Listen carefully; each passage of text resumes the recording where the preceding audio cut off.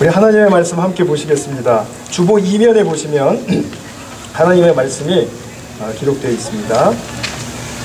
제가 봉독하겠습니다. 베드로전서 3장 20절에서 22절의 말씀입니다. 그들은 전에 노아의 날 방주를 준비할 동안 하나님이 오래 참고 기다리실 때에 복종하지 아니하던 자들이라.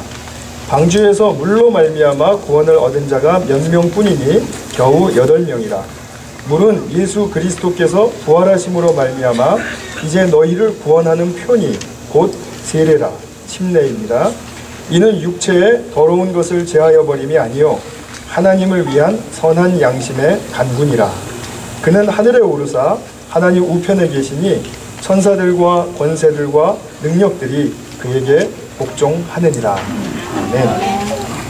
네, 오늘은 우리가 기독교에서 굉장히 중요한 예식 중에 하나인 침례식을 거행하는 날인데, 이 침례의 의미에 대해서 또 중요한 한 면을 살펴보고 생각해 보시는 시간을 갖도록 하겠습니다. 기독교를 소개합니다라는 그 시리즈 설교를 지금 드리고 있는데, 마침 오늘 침례식이 됐으니까 정말 이 기본이 되는 침례에 대해서 설명을 드리고 말씀을 전하는 것은 정말 시기도 적절하고 그리고 굉장히 중요한 부분이라고 생각이 됩니다. 오늘 들려지는 말씀 속에서 하나님이 우리에게 무엇을 말씀하시는지를 잘 들으시고 그리고 귀 기울이시면 좋겠습니다. 제가 오늘 백판을 좀 사용할 텐데요. 이 백판이 멀어서 안 보이실 수도 있겠습니다만 제가 설명을 드릴 테니까 그때 이제 이해하실 수가 있겠고, 백판이 안 보이시는 분들은 보이는 쪽으로 이렇게 좀 같이 모여주시면 감사하겠습니다.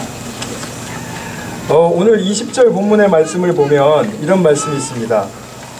사도 베드로가 침례, 세례를 설명하기 위해서 구약의 옛날 사건을 하나 언급하고 있죠. 그 사건이 뭐였죠? 노아의 홍수였죠. 그죠? 노아의 홍수는 여러분들이 다 아시는 것처럼 노아가 그 당시에 방주, 그러니까 지금 말하는 배, 너무 작아요? 사실 방주는 이거보다 훨씬 커요. 축구장만 해요. 근데 이제 사정상 그런데 이 방주에 이제 모든 동물들과 그리고 식구들을 다 태웠죠. 하나님께서 노아에게 이 방주를 만들려고 하신 이유는 하나님이 두 가지 목적을 가지고 계세요. 두 가지 목적은 뭐냐면, 노아의 가족은 하나님께서 구원하시기 위함이었고, 또 다른 모든 사람들은 너무나 타락하고 그리고 망가지고 그리고 서로를 해롭게 하고 그리고 해치고 하는 그런 그 사회의 모든 곳에서 부패와 타락이 일어났기 때문에 하나님께서 그것을 심판하시기를 원하셨어요. 근데 하나님이 이것을 갑자기 심판하신 게 아니라 오늘 성경에 보면 오래 참으셨다 이렇게 말해요. 오래 참으셨다라는 것은 사람이 상상할 수 없을 정도로 오래 참으셨다라는 뜻입니다. 그래서 하나님께서는 비를 많이 내려주셨어요. 비를 많이 내리니까 이 방주 바깥에 있었던 모든 사람들은 다 죽었고, 그 다음에 비가 많이 오고 좀 무섭게 풍랑이 치지만 이 방주 속에 있었던 노아의 식구들은 다 살았죠. 그죠?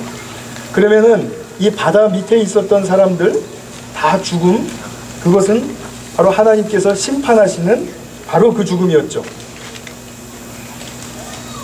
그리고 이 방주 안에 있는 사람들은 다 살았잖아요. 이 방주에 있는 사람들은 구원하신다 이런 뜻이죠. 그래서 생명을 얻게 됐어요. 그러니까 우리가 여기서 알 수 있는 것은 뭐죠? 물이라는 한 가지 도구를 사용해서 하나님이 두 가지 일을 하신다는 거죠. 하나는 심판, 하나는 구원을 위한 그런 기능을 감당하게 하셨다는 것입니다. 그러면 우리가 이 밑에 죽은 그 사람들은 그 사람들만 잘못해서 죽었다라는 그런 뜻일까요? 구약 성경은 결코 그 사람들에 대한 것만이 아니에요. 이것이 가르쳐주는 그 교훈이 있어요. 레슨이 있어요. 그 레슨은 뭐냐 하면, 이 사람들이 타락해서 자기들 멋대로 살고 또 자기들 중심대로 살았던 그런 모든 인간의 성향들을 다 하나님께서 침몰시키시고 제하여 주신다 그런 뜻이에요. 그런데 우리가 그러면 생각해 볼 수 있죠? 여기 밑에 죽었던 사람들과 우리가 동일한 그런 인간의 죄악된 본성을 가지고 있지 않습니까? 그 죄악된 본성을 가지고 있는 것을 어떻게 하나님께서 처리해 주셨습니까? 우리의 죄를 어떻게 하나님께서 처리해 주셨죠? 십자가죠. 예수님의 십자가가 바로 우리와 함께 옛사람을 데리고 죽으신 그런 사건이죠.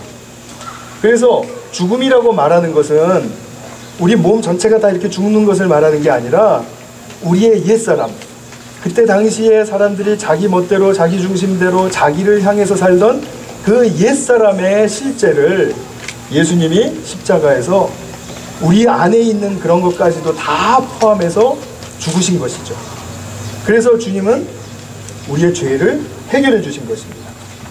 그렇다면 반대로 우리가 생명을 얻게 된 바로 이 자리, 방주 안에 이 자리는 결국은 예수님이 죽으시고 다시 살아나셨다라는 그런 부활의 새 생명을 이야기하겠죠? 부활입니다. 예수님이 살아나셔서 그 당신이 하나님으로부터 얻으신 그 새 생명과 동일한 생명을 우리에게 다 부여하시고 나누어 주셨어요. 예수님을 믿는다라는 축복은 뭐냐면 바로 예수님의 이 부활의 생명이 우리에게도 동일하게 주어졌다라는 것이죠.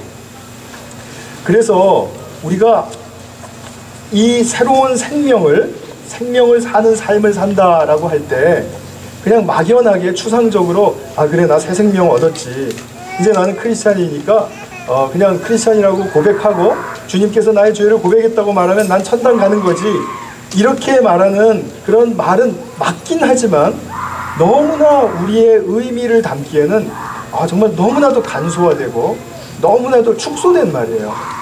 그래서 우리는 예수 믿고 구원받는다라는 말, 예수님과 함께 십자가에서 죽었다라는 말, 그 말이 무슨 뜻인지를 항상 풍요롭게 우리의 생각 속에서 잘 확신하실 수가 있어야 됩니다. 자, 옛사람의 특징은 뭐라 그랬죠?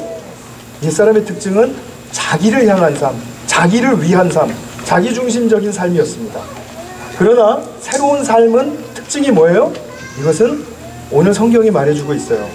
성경이 말해주는 건 뭐냐면 하나님을 향한 선한 양심의 간구다. 이렇게 좀 어렵게 말을 해놨어요. 말하자면 하나님을 향한 선한 양심의 간구. 이 뒤에서 보이세요? 안 보이셔도 돼요. 제가 읽어드리니까. 하나님을 향한 선한 양심의 간구다.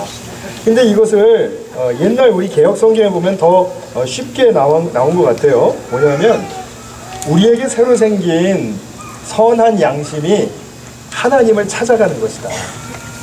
자, 이 말은 무슨 말이냐면 새로운 부활의 생명을 얻은 사람은 내 삶에 어떤 사건이 닥치고 어떤 일이 닥치더라도 그 사건과 일을 통해서 하나님을 찾아가는 삶을 사는 것이다. 이런 뜻입니다. 그러니까 우리에게 닥치는 모든 일들은 이제 예사로운 일들이 아니에요. 어떤 의미에서 하나님을 찾아가는 기회가 되는 것이거든요. 내가 잘 되는 일이 있다 할 때도 그것은 하나님을 찾아가는 일이 되는 것이고 내가 잘못되고 좀 어려움이 있고 그리고 아프고 하는 일이 있더라도 하나님을 찾아가는 일이 되는 것이에요. 이것을 우리가 잘 기억하셔야 됩니다. 제가 2주일 전쯤에 오늘은 예배 못 오신 것 같은데 안명섭 집사님이 위가 너무 안 좋으셔서 교회를 빠지신 적이 있었어요. 그래서 제가 전화를 드렸어요. 제가 전화를 드렸더니 집사님이 좀 불편했다고 그렇게 말씀하세요. 그래서 집사님 꼭 건강하셔야 됩니다. 그리고 빨리 나으셔야 됩니다. 했더니 네 그러셨어요. 그래서 제가 마지막으로 한마디 더 했어요. 집사님 이런 기회가 하나님과 더 친밀해지시고 그럼으로써 하나님으로부터 더 큰 영혼의 축복을 받으실 수 있는 그런 기회가 되실 것이라고 저는 믿습니다. 그랬더니 침묵 2-3초간 침묵. 그러더니 집사님이 이렇게 말씀하세요. 목사님 지금 하신 그 말씀 제게 너무나 중요한 말씀입니다. 정말 저는 그렇게 될 수 있기를 바라고 있고 그렇게 기도하고 있습니다. 이렇게 말씀하셨어요. 제 마음이 완전히 100% 다 충전돼 버렸어요. 그 말씀. 우리가 병 낫는 거 중요하고, 가난을 또 극복하는 거 중요하고, 또 학위도 제때 잘 받는 거 중요하고, 모든 것이 다 우리 삶에 있는 것은 형통하면 좋죠. 그러나 비록 안 되고 힘들고 할 때라도 부활의 새 생명을 얻은 사람의 이 생명의 특징은 뭐냐면 어떤 일을 통해서도 하나님을 찾아가는 거예요. 하나님을 발견하는 것이고 하나님께 더욱더 가까이 가는 것이에요. 이것을 믿음의 삶이다 이렇게 부릅니다. 그래서 믿음에 대해서는 제가 다음 주에 설교 말씀을 드리려고 합니다. 그러니까 자기를 향해서 살던 삶에서 하나님을 향하는 삶으로 바뀐 것이에요. 이거 제가 영어로도 해왔는데, 자, 조금 어려운 영어 표현이긴 하지만 그래도 여러분들 잘 기억해 주세요. The pledge of a good conscience toward God, 이런 말이에요. 그래서 우리에게 새 생명을 얻은 이러한 삶을 통해서 우리는 계속해서 내면적으로 자신이 성찰하고, 그리고 또 반성하고, 그리고 하나님을 더욱더 찾기 위해서 내가 많은 에너지, 내적인 에너지를 쓰셔야 해요. 그래서 이런 내적인 노력에 대해서는 제가 설교 시간에 많이 말씀드리고 있고 주로 포커스를 거기에 맞춰서 드리고 있습니다. 근데 오늘은 이런 내적인 것을 제가 말씀드리지 않고 우리가 다 같이 보편적으로 지금 하고 있는 교회 생활을 어떻게 하는 것이 새 생명을 가진 사람의 특징인가, 거기에 대해서 조금 말씀을 드리려고 합니다. 이 새 생명을 가진 사람의 그 하나님을 향한 그 마음의 축복은 무엇이냐면 겸손해지는 것입니다. 이 겸손이라는 것은 그냥 사람들이 하는 그 모든 걸 하는데 내가 뭐 양보하고 그 다음에 또 괜찮습니다 그러고 그렇게 하는 게 아니라, 겸손이라는 것은 내가 이 일을 함으로써 하나님께 큰 축복을 받을 수 있는 그릇이 되는 것이에요. 그래서 그 그릇이 될 때 그것이 높은 자리에 있지 않고 낮은 자리에 있어야 더 잘 쏟아져 내려올 수 있지 않겠어요? 그래서 겸손이라는 성품은 하나님의 축복을 풍성하게 담기 위한 그런 그릇입니다. 그래서 우리가 겸손해야 된다라고 말을 하는 것입니다. 근데 겸손해야 한다고 할 때 좀 막연하실 거예요. 그죠? 그럼 내가 그냥 어떻게 그릇이 되냐? 어떻게 내가 더 낮은 자리로 가서 하나님 보여주신 축복을 더 풍성하게 받을 수 있을 것인가? 거기에 대해서 좀 막연하실 거예요. 그래서 제가 오늘 건강한 교회 생활이 무엇인가에 대해서 좀 말씀을 드리려고 합니다. 자, 이 삼각형이 있는데 이 삼각형 꼭지점마다 제가 이제 한 가지씩 3가지를 좀 말씀을 드리겠습니다. 첫 번째는 무엇이냐면 여러분들이 다 많이 짐작하시겠지만 말씀에 대한 헌신입니다. Dedication to God's words. 하나님에 대한 말씀에 헌신이 있으셔야 됩니다. 자, 하나님의 말씀에 대한 헌신이 있어야 된다는 말은 무슨 말씀이냐면 항상 교회 생활을 통해서 하나님의 음성을 듣고자 하는 그런 자세가 갖추어져야 된다는 말씀이에요. 그게 바로 겸손입니다. 내게 하나님의 말씀이 들려지려면 내가 하나님께로 향한 귀를 곧 이렇게 잘 세워야 되겠죠. 그죠? 그리고 항상 들으려고 애를 써야 들리는 것입니다.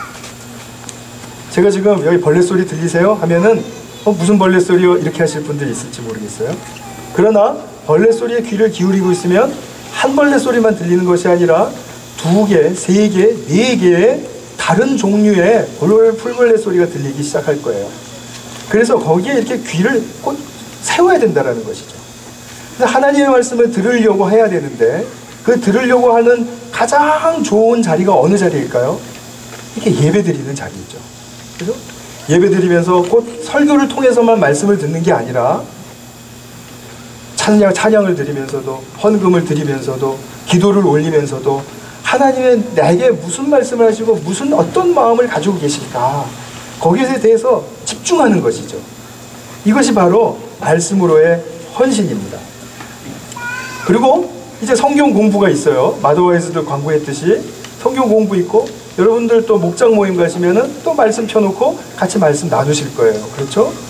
그런 시간들이 엄청나게 중요한 시간입니다. 세상에서는 잘 허락되지 않는 교회 안에서 독특하고도 굉장히 축복이 넘치는 그런 자리로서 주어진 것이 바로 그런 성경 공부, 성경 묵상, 성경 읽기, 또 성경 나눔 이런 시간들이에요. 그래서 예배 꼭 나오세요.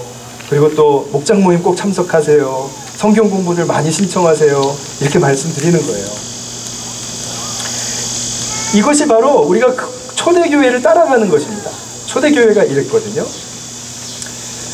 그래서 우리가 말씀에 대한 헌신, 이것이 참 중요한 것이다 라는 사실을 우리가 다시 한번 좀 잘 새기실 수 있기를 바랍니다.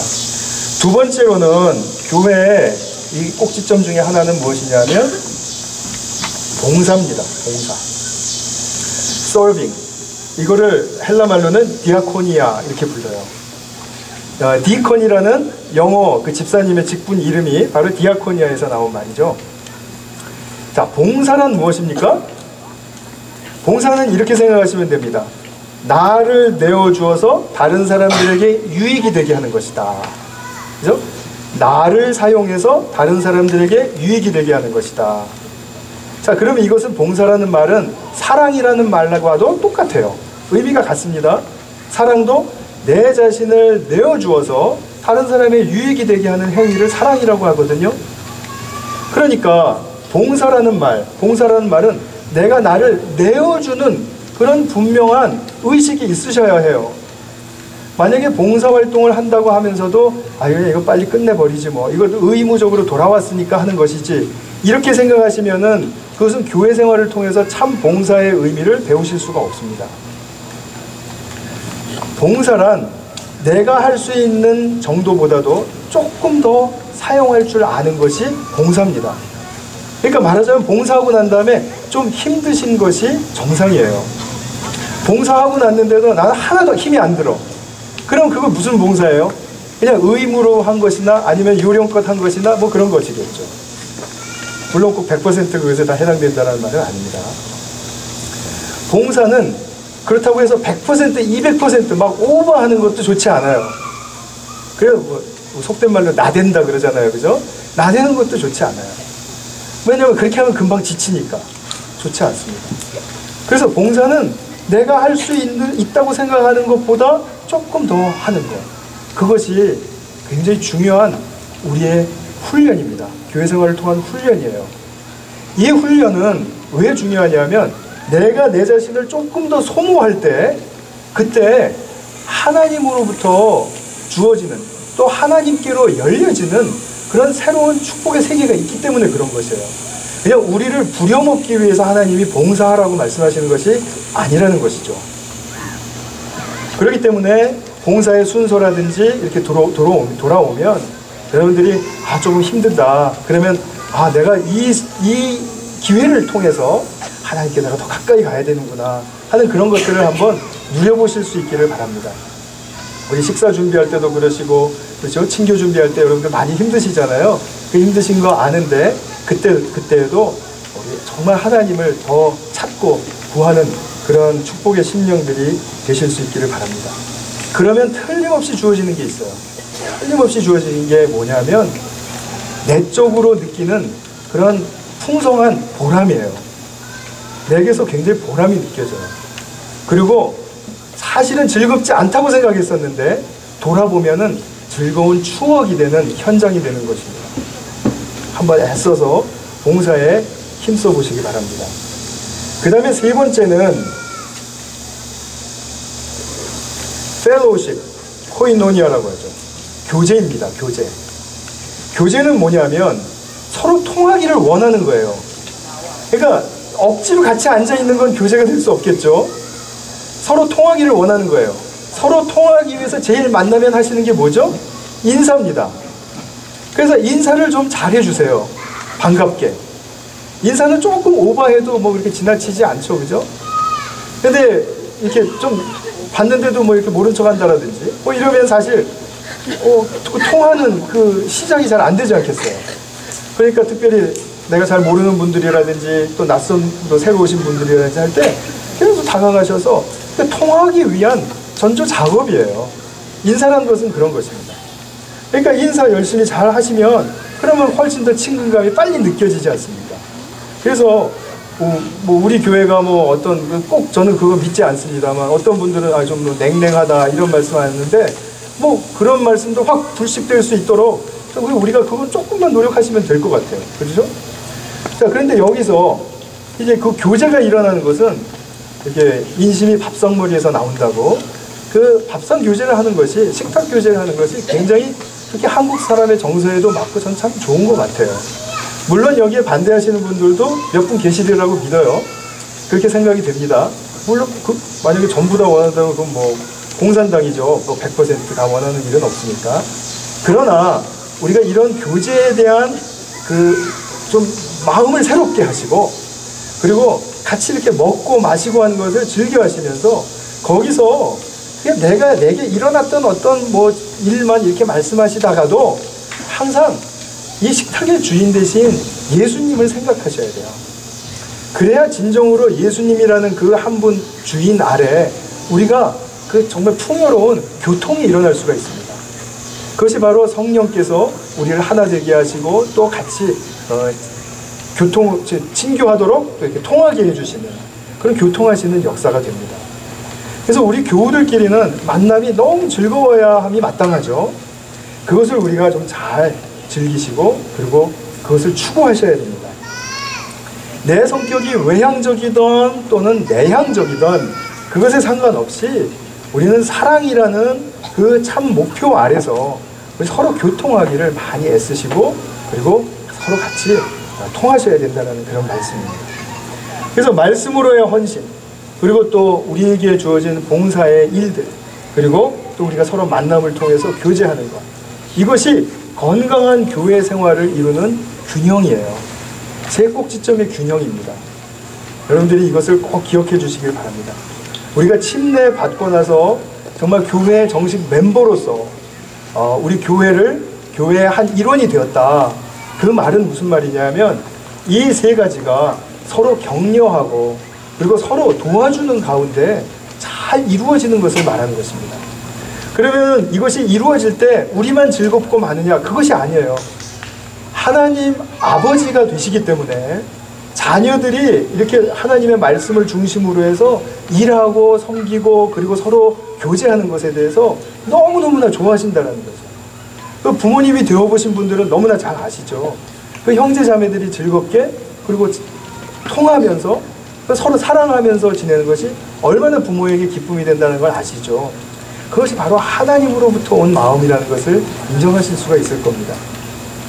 자, 오늘 우리가 이제 침례식을 이제 거행하게 될 텐데 여러분들은 대다수 많은 분들이 이제 침례와 세례라는 말은 똑같은 말입니다. 베티즘이라는 한마디로 이제 통해지는데 근데 이 침례를 받으신 그런 모든 분들이 다시 한번 이제 교회의 균형 있는 그러한 축복에 넘치는 생활이란 무엇인가에 대해서 다시 한번 잘 새겨보시고 그리고 내게서 혹시 부족한 것이 있다 싶으실 때는 하나님께로 나아가시는 그런 기회가 되시기를 바라요. 모든 것은 하나님께로 나아가는 기회가 열리는 것으로서 사용되어져야 됩니다.